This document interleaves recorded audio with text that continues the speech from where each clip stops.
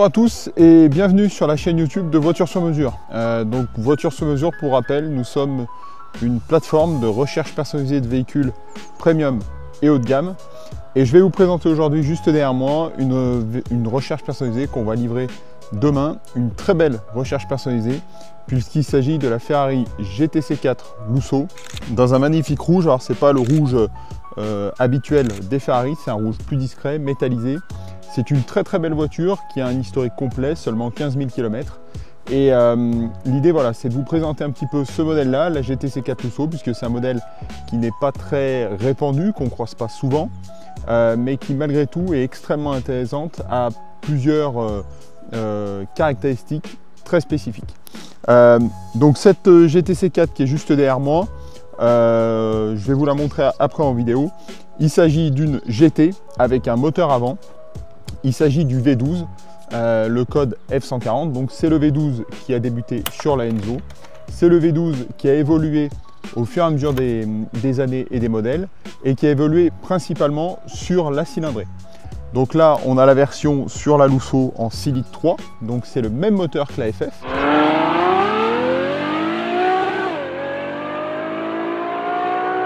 Puisque la FF et le coupé 2+2 qui était juste avant la GTC 4. Donc c'est vrai qu'extérieurement, elle se ressemble beaucoup, mais par contre, il y a eu beaucoup d'améliorations sur la GTC 4, notamment, on va le voir au niveau de l'habitacle. L'habitacle est beaucoup plus moderne. Et que vous dire d'autre au niveau technique? C'est une auto qui est donc V12 avant, mais néanmoins, pour des raisons de poids, d'équilibre des masses, la boîte de vitesse est à l'arrière. C'est ce qu'on appelle une configuration transaxe. Ça a pour but principalement, au lieu de mettre le moteur et la boîte de vitesse à l'avant, on met le moteur à l'avant, la boîte de vitesse à l'arrière. Comme ça permet d'avoir deux éléments relativement lourds, un à l'avant et à l'arrière. On a une répartition des masses qui est plutôt équilibrée sur le véhicule. Je vous propose qu'on fasse le tour du véhicule juste en 2 mots. Donc qu'est-ce qu'on fait chez Voiture sur mesure? On vous propose vraiment de vous trouver, déjà de vous conseiller vraiment le véhicule qui vous correspond. Donc là, dans le cas de ce client-là, alors le client avait un Porsche Taycan, donc voilà, effectivement, il est passé d'une voiture électrique à un V12 atmosphérique, donc il avait un Porsche Taycan. On a un petit peu discuté. Au début, le client voulait partir sur une Ferrari FF, et c'est vrai que moi, je l'ai un petit peu conseillé pour qu'il prenne un peu plus moderne. Pourquoi? Parce que le Taycan, c'est une voiture très moderne, qui est sortie en 2020, avec des écrans tactiles, avec voilà, Apple CarPlay, voilà, tous ces éléments-là qu'on est habitué aujourd'hui à voir sur tout type de véhicule. Et la FF, on est encore quand même sur un petit peu l'ancien temps, avec un autoradio à l'ancienne, avec les boutons de chaque côté. Vous allez me dire, c'est pas pour ça qu'on achète une Ferrari, c'est essentiellement, et on va le voir après, pour le V12 qu'il y a sur le capot. Mais néanmoins, voilà, l'habitacle, quand on est habitué à avoir un habitacle moderne avec des écrans haute définition, avec une caméra de recul très propre, on peut effectivement être un petit peu déçu si on se retrouve dans un habitacle qui a 10 ans d'âge. Donc c'est pour ça qu'il a décidé de partir sur la GTC 4. Voilà, les critères étaient les suivants: toit panoramique, lift, V12, peu de kilomètres, avec un historique complet. Donc là, c'est une voiture qu'on livre demain. Elle a une garantie Ferrari de 2 ans. Donc là, le client est vraiment tranquille. La voiture sort de révision. Donc rien à prévoir. Voilà, chez Voiture sur mesure, c'est ça notre métier. C'est récupérer tous vos critères. Donc vous pouvez éventuellement aller sur notre site www.voituresurmesure.com pour nous contacter. Vous donnez tous les critères. Nous, on cherche le véhicule partout en Europe. On vérifie bien entendu l'historique du véhicule, tout ce qui est révision. Éventuellement, s'il y a eu des traces d'accidents, de réparation. Le nombre de propriétaires, on essaye, on fait le maximum pour avoir des premières mains, maximum deuxième main. Et une fois que tout ça est déterminé, on vous fait des propositions détaillées du véhicule. Et si le véhicule vous correspond, nous on l'achète pour vous le revendre. Voilà. J'insiste bien là-dessus puisque nous ne sommes pas intermédiaires. Ça signifie qu'on achète les véhicules que l'on revend. Ça veut dire pour vous, client final, la garantie d'avoir une garantie légale puisque vous achetez bien le véhicule à une société française et nous ne sommes pas intermédiaires. Puisque dans le cas d'une intermédiation, vous achetez directement le véhicule à l'étranger. Voilà. Voilà en 2 mots donc ce qu'on fait sur Voiture sur mesure. Vous pouvez nous suivre sur les réseaux sociaux, donc YouTube, Instagram principalement. On est aussi sur Facebook. Et je vous propose tout de suite de faire le tour de cette GTC 4. Alors pourquoi je l'ai filmé en extérieur? On est en plein été, c'est assez compliqué d'avoir une luminosité correcte le matin, puisque je fais l'essai le matin, sinon il fait beaucoup trop chaud. Et dans le showroom, qui est tout en vitre, c'est un petit peu compliqué d'avoir une luminosité sympa le matin. Voilà. Donc la GTC 4, donc c'est un coupé, ce qu'on appelle shooting brake ou break de chasse. Alors, la ligne, moi personnellement j'adore. Il y a une chose qu'on peut remarquer quand on se met de profil, c'est que si on prend le capot et la moitié de la porte, ça représente autant de longueur que les places arrière avec le coffre. Donc ça, je trouve que c'est quelque chose d'assez extraordinaire sur la FF et la GTC 4. C'est ce look vraiment de break de chasse avec ce capot interminable. Regardez l'arrière comme c'est magnifique. Moi, j'adore cette ligne. Ça plaît pas forcément à tout le monde, mais il y a quand même voilà, pas mal de public amateur de ce type de ligne. Voilà, donc regardez le côté. Voilà, on a vraiment un groupe coffre, place arrière qui est réduit. Et regardez cette porte très longue et ce capot interminable. Donc sur cette voiture, on a changé les jantes. D'origine, elle avait les jantes noires, mais le client voulait vraiment ces jantes là. Donc on s'est débrouillé pour les trouver. Le rouge de cette GTC 4 est une couleur personnalisée, spécifique, assez rare, qui je trouve lui va très bien. Derrière, on a les diffuseurs, puisque on rappelle quand même que cette auto est capable d'atteindre plus de 330 km/h. Donc effectivement, il faut qu'elle soit plaquée au sol. Je vais vous montrer le coffre parce que c'est quand même intéressant. Il ne faut pas oublier que c'est une GT. Donc on a un coffre qui n'est pas vraiment petit, mais c'est vrai qu'il est un petit peu encombré par cette bosse. Alors pourquoi la bosse? Pour rappel, je l'ai précisé juste en début de vidéo, on a tout le système de boîte de vitesse qui est à l'arrière. Donc forcément, il faut bien le mettre quelque part. Voilà, donc cette ligne assez splendide. Bien entendu, on a du frein carbone céramique hein, sur ce type de voiture, c'est normal. Alors là, notre FF, elle est dotée d'un film PPF de protection à l'avant. On a les caméras 360, c'est aussi ce qui change par rapport à la FF, comme je l'ai dit en début de vidéo. On a vraiment les équipements modernes. On va faire un petit tour à l'intérieur pour vous montrer tout ça. Donc pareil, hein, moi je trouve qu'il y a eu un gros bond en termes de qualité par rapport à la FF. À l'arrière, on a bien entendu deux sièges séparés avec l'Isofix. Donc vous pouvez emmener les enfants en balade. Donc forcément, hein, la hauteur au plafond, c'est sûr qu'il ne faut pas faire 2 mètres.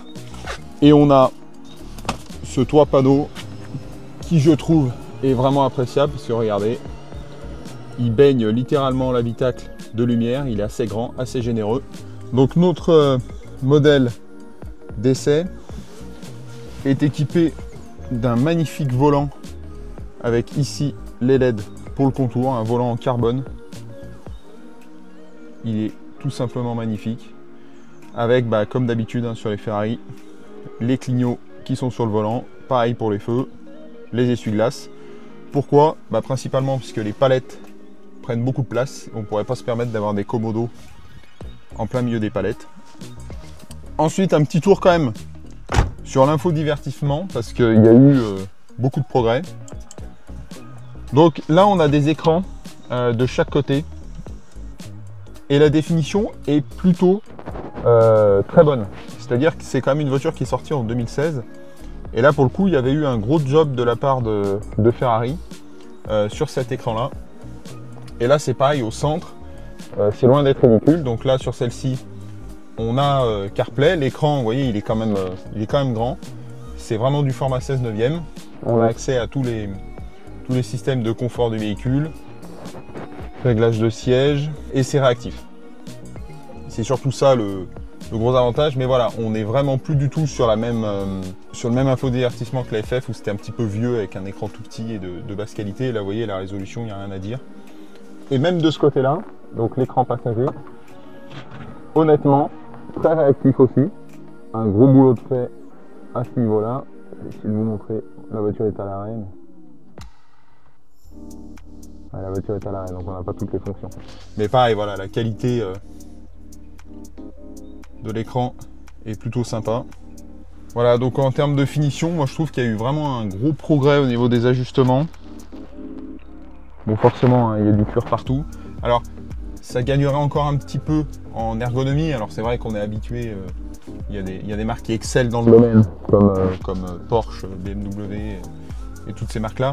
Alors voilà, il y a un petit truc sur lequel il pourrait encore y avoir des progrès, comme vous avez vraiment des menus séparés. C'est-à-dire que, par exemple, pour changer la langue du véhicule, sur cet écran-là, il y aura par exemple 3-4 langues.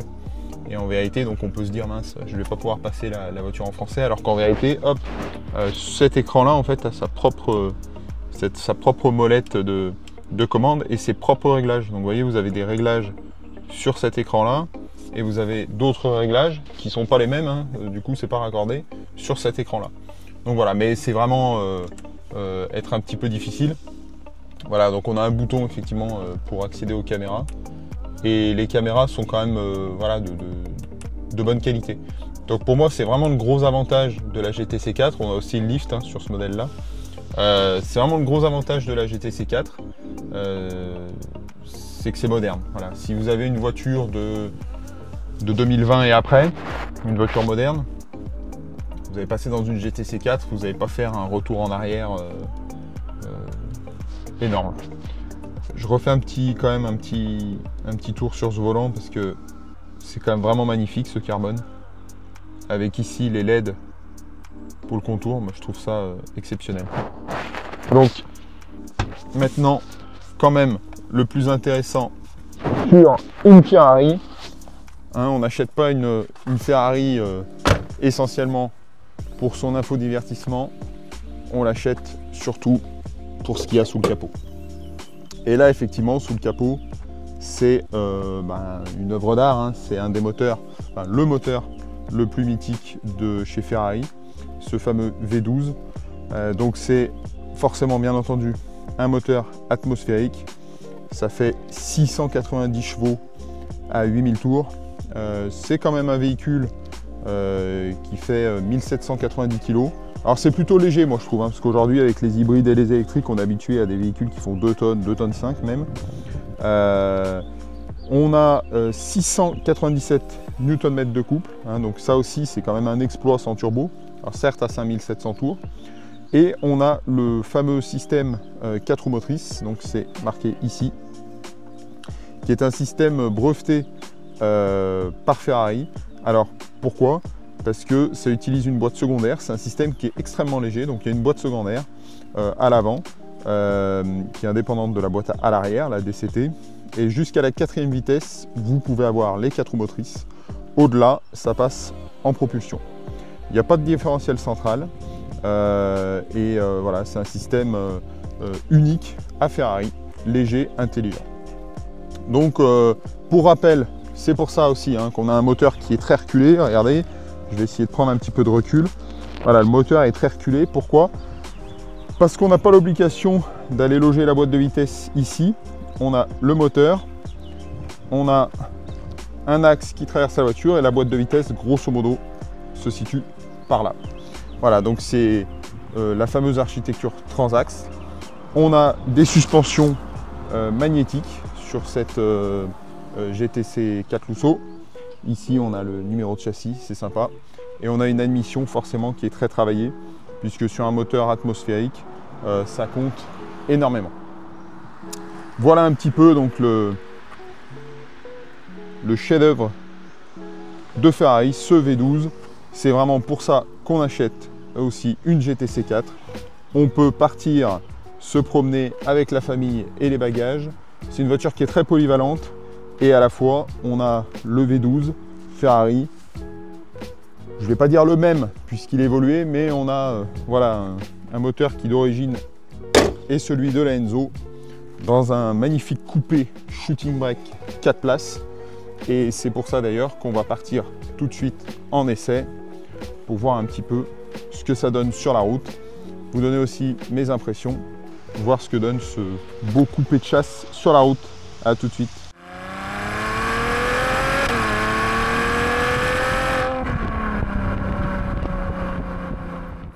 Et ben allez, c'est parti. On va aller faire un petit tour avec cette GTC 4. Donc démarrage. Alors il y a une chose qui m'a beaucoup surpris, c'est que c'est très discret. Alors, c'est très discret à bas régime, c'est-à-dire jusqu'à à peu près 2500 tours. Je pense que c'est principalement une question de loi. Je pense qu'on... Voilà, il y a beaucoup de voitures, hein, on sait, les clapets d'échappement se ferment au ralenti pour éviter d'avoir beaucoup de bruit. Donc un petit coup de palette pour mettre la première, et ça y est, on part. Donc là, je suis fenêtre baissée. Vous voyez, ça fait un petit feulement tranquille, mais rien d'extraordinaire. Alors on aurait peut-être aimé un petit peu plus de bruit quand même au ralenti. Alors je vous cache pas que ça doit se modifier via une programmation, hein. Je pense qu'on peut très bien demander au clapet qu'il soit ouvert tout le temps, peu importe le régime. Mais voilà, quoi qu'il en soit d'origine, ça fait effectivement ce bruit là. Alors, premier roulage, bon bien entendu, je vais rouler tranquillement dans cet essai, hein. Le but c'est pas de faire du circuit, parce que c'est une voiture qu'on livre demain. Donc voilà, le but c'est pas d'aller pousser une voiture qui va rejoindre son propriétaire demain. Mais déjà la chose qu'on peut remarquer en conduite cool, donc on doit peut-être l'entendre dans le micro, je dois avoir un caillou coincé dans un des pneumatiques, donc ça fait un peu clic clic clic clic clic. Mais ce qu'on peut déjà remarquer, c'est que c'est très souple. En termes de suspension, là on peut rouler de manière tout à fait polyvalente, avec quand même, il faut le rappeler, une voiture qui dispose d'un V12 mythique qui fait quasiment 700 chevaux. Donc c'est très souple en suspension. Et chose aussi que Ferrari a beaucoup amélioré au fur et à mesure des années, c'est la douceur de la transmission. Donc là je vais juste fermer les fenêtres pour vous montrer le silence. Voilà, là on est vraiment dans une voiture, c'est aussi silencieux que ce qu'on pourrait avoir sur une BMW un petit peu sportive ou une Porsche. Voilà, c'est vraiment très feutré, très silencieux. Donc je disais, voilà, la boîte de vitesse est très douce, même dans les manœuvres. C'était, je trouve, un petit peu le défaut avant de Ferrari. C'est vrai qu'on avait des boîtes qui étaient certes rapides et performantes, mais qui étaient très très brusques. Donc ça c'est essentiellement dû au passage du simple embrayage au double embrayage, puisque bien entendu les boîtes de vitesse automatiques des véhicules sportifs, ce ne sont pas des boîtes avec un convertisseur de couple classique. Ce sont des boîtes avec un, voire deux embrayages, donc dans ce cas-là, double embrayage. Donc c'est le cas de la boîte de vitesse de la GTC 4. On est sur une boîte double embrayage qui s'appelle DCT. Donc c'est très très polyvalent. Ça permet, voilà, de rouler tout à fait cool. On a bien entendu le fameux magnétino qu'on voyait sous le volant tout à l'heure, qui permet de choisir entre plusieurs modes. Donc on a le mode confort, on a le mode sport, on a le mode ESC off, où là effectivement c'est pour s'amuser un petit peu plus. Alors c'est un véhicule qui est très prévenant, très sécurisant, hein, puisqu'on a pour rappel les 4 roues motrices. Donc voilà, on n'est jamais pris en défaut avec la GTC 4. C'est le gros avantage, c'est que c'est vraiment une voiture qui est, je vais dire, accessible. Voilà. Comme pourrait l'être une Audi 4 roues motrices, ou maintenant les BMW sportives qui sont toutes en X-Drive. Et ben là c'est la même chose. Voilà, on a 4 roues motrices, on a un moteur d'anthologie, mais on a 4 roues motrices. On sait que voilà, la voiture va pas réagir de manière trop extrême. Voilà. Donc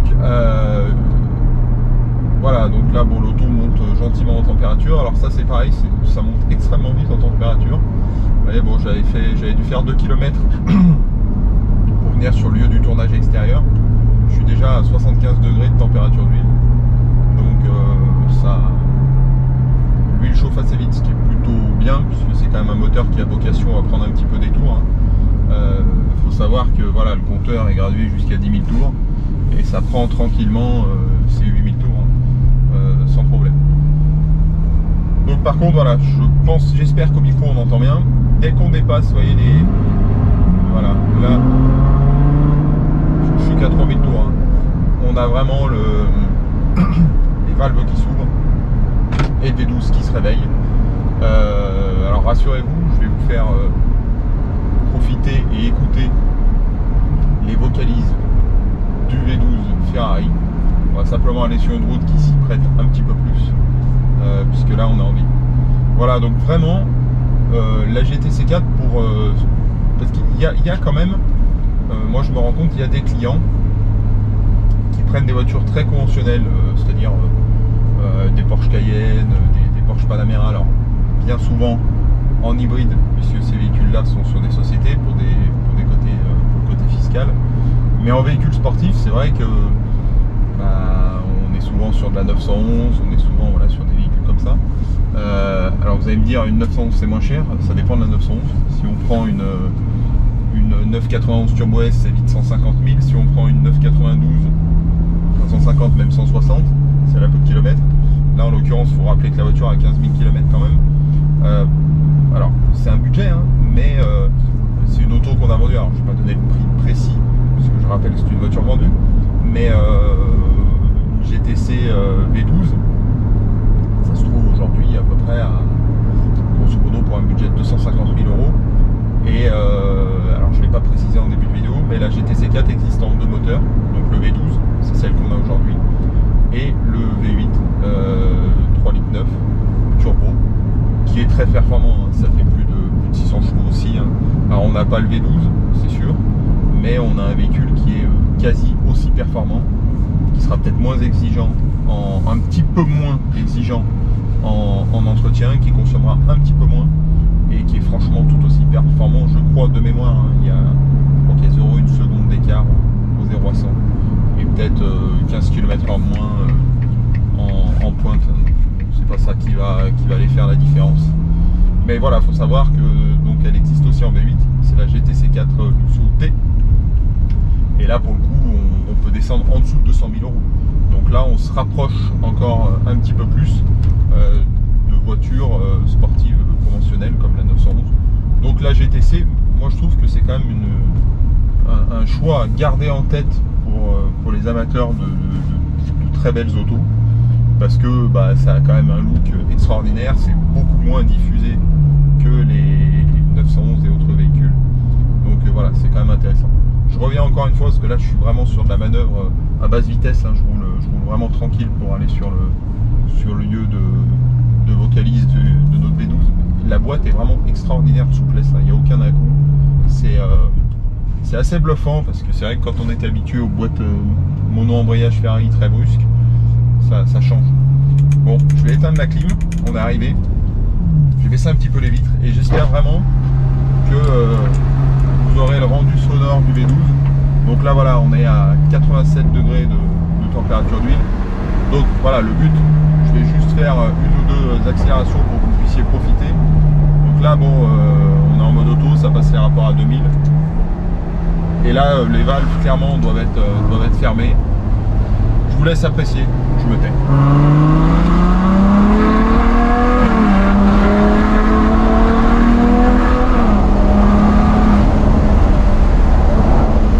Allez, c'est parti.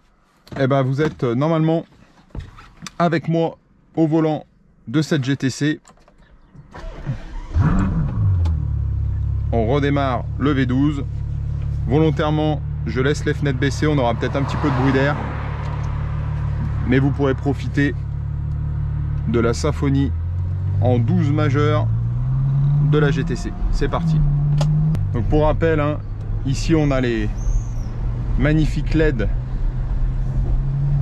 du volant.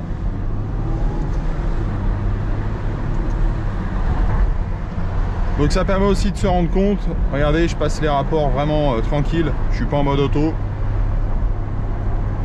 Ça fait pas un bruit de fou. C'est parfaitement utilisable entre guillemets pour aller chercher le pain.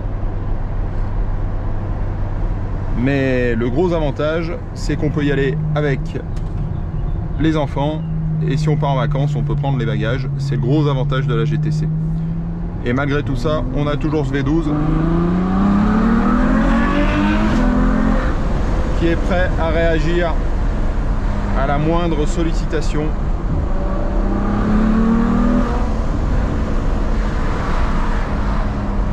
C'est vraiment une voiture extraordinaire. Et c'est vrai que ça fait plus de 10 ans que je fais ce métier de vendre des voitures d'occasion. Là on s'est spécialisé depuis quelques mois dans le premium et le luxe, on en faisait toujours un petit peu. Et quel bonheur d'avoir la chance de conduire de telles autos. C'est extraordinaire, hein.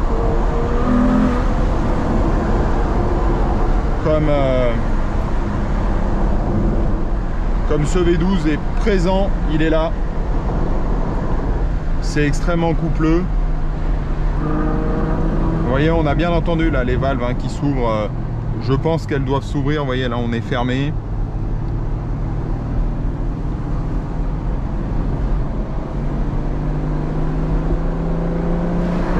Voilà, ça s'ouvre à 3000 et quelques. Allez, c'est parti.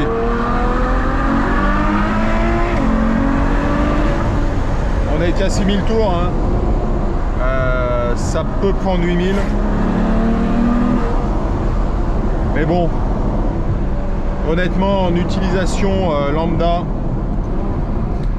à 6000, on profite déjà amplement de la symphonie et de la quintessence du V12. C'est extraordinaire. En plus, on est bas. C'est le gros avantage de la GTC.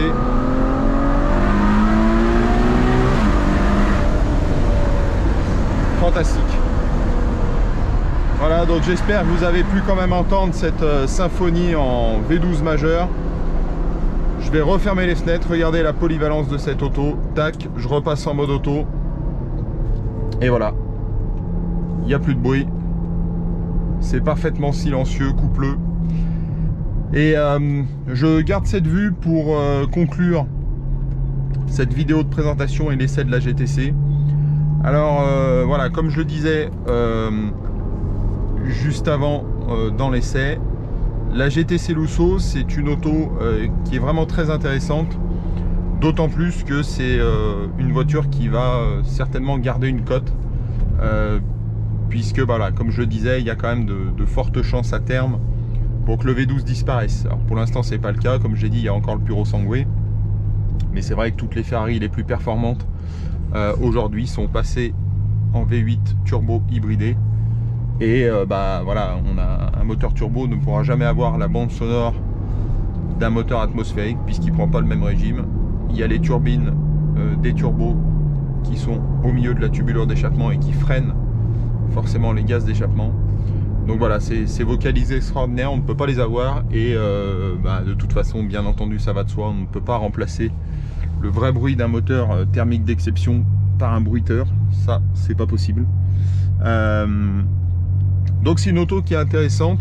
Alors bien entendu, hein, comme toujours, pour acheter ce type de voiture là, il faut pas être pressé, et 2, il faut avoir un budget cohérent. C'est toujours ce que je dis à mes clients, il faut pas espérer faire une affaire incroyable. Une GTC Lusso V12 avec moins de 30 000 km bien équipée, c'est grosso modo minimum 230 000 euros, minimum, on va dire 230-240. Bah forcément, hein, si vous trouvez un V12 avec 15 000 km à 180 000 euros, bah vous pouvez être sûr qu'il y a soit une très grosse chance, ou soit un problème. Voilà. Donc il faut être très vigilant, parce que par contre c'est des voitures qui en entretien, alors c'est assez fiable, hein. Je sais pas si la GTC, je crois que la GTC est un petit peu touchée par le problème justement de fiabilité qu'il y avait sur la FF au niveau du 4 roues motrices. Je sais pas si la GTC est touchée, je crois que oui de mémoire. Mais le moteur en lui-même est fiable, hein. C'est pas des moteurs qui cassent si c'est entretenu. Mais il faut de l'entretien, il faut des voitures avec un carnet complet, un suivi complet en concession. Si possible, un véhicule avec une garantie. Et surtout, quasi obligatoire en termes de revente, savoir d'où vient le véhicule, combien de propriétaires il a eu. Voilà, il faut vraiment pareil, acheter un véhicule qui n'a pas eu un choc alors important, bien entendu. S'il y a eu un pare-choc avant repeint parce que la personne a frotté son portail, bon, c'est pas ça qui est déterminant, mais voilà, pas de choc, Voilà, mais malgré tout, il faut essayer d'éviter d'avoir des voitures en 5, 6e main avec un propriétaire qui change tous les ans. C'est pas l'idéal non plus. Voilà, donc j'espère que cet essai vous a plu. Pensez à vous abonner, à activer la petite cloche pour suivre nos prochaines vidéos, puisqu'il va y en avoir régulièrement. Et voilà, encore une fois, vous pouvez vous rendre sur notre site voituresurmesure.com. Donc nous, on travaille sur du multimarque, essentiellement d'occasion.